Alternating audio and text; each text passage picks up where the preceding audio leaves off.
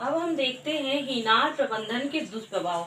अभी तो हम देख रहे थे कि इसके हमें कितने फायदे दिखाई दे रहे थे कि ये जो है विनियोगों को प्रोत्साहित करता है, राष्ट्रीय आय में वृद्धि करता है, देश की सुरक्षा में महत्वपूर्ण योगदान देता है।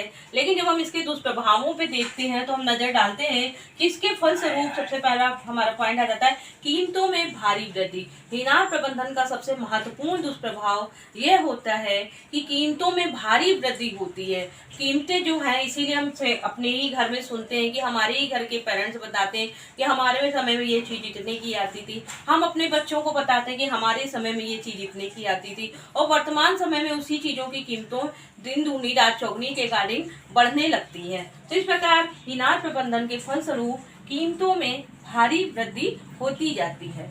दूसरा पॉइंट है हमारा विनियोग के ढांचे में परिवर्तन। विनियोग के ढांचे से तात्पर्य क्या होता है? जब सरकार विनियोग करती है तो वह उन क्षेत्रों में अधिक विनियोग करने की कोशिश करती है जिससे उसे अधिक लाभ की प्राप्ति हो। तो ऐसी कंडीशन में क्या होता है, बहुत सारे ऐसे क्षेत्र जो पिछड़े हैं, जहां से उसे पर्याप्त लाभ प्राप्त नहीं हो रहा, वे पिछड़े के पिछड़े ही बने रहते हैं, और जहां पर लाभ की प्राप्ति होती है वहां पर विनियोग के द्वारा अधिक से अधिक उद्योग स्थापित होते हैं, जिससे उन क्षेत्रों का और अधिक से अधिक विकास होता जाता है। फिर हमारा नेक्स्ट पॉइंट इसी के अंतर्गत ही हम देखते हैं बचत को प्रोत्साहन।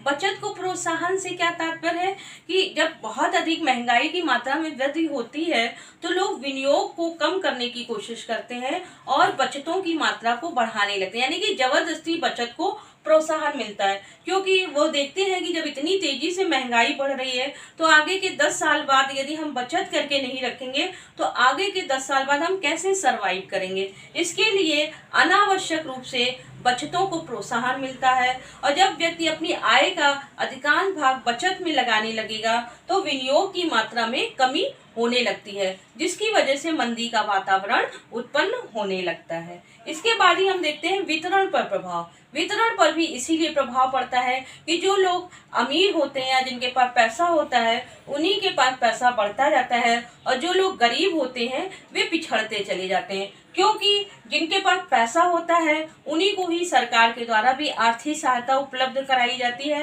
वे ही अधिक से अधिक विनियोजन का कार्य करते हैं, जिससे उनकी आय की मात्रा में तेजी से वृद्धि होती जाती है। और इसीलिए हमारे देश में भी हम अगर देखें तो अमीर दिन पर दिन और अमीर होता जा रहा है और गरीब दिन पर दिन और गरीब होता जा रहा है। गरीब क्यों गरीब होता जा रहा है? क्योंकि हीनार प्रबंधन के फलस्वरूप कीमतों की मात्रा में वृद्धि हो रही है, उसके अनुपात में उनकी आय की मात्रा में वृद्धि नहीं हो रही है। तो जब उनकी उस अनुपात में आय की मात्रा में वृद्धि नहीं हो रही है तो उनकी संपूर्ण आय जो है वो उपभोग पर ही खर्च हो रही है, जिससे वो गरीब के गरीब ही बने हुए हैं। तो इस प्रकार हमने देखा कि हीनार प्रबंधन के ये सब खतरनाक दुष्प्रभाव हैं जो कि हमें वर्तमान समय में भी दिखाई देते रहते हैं।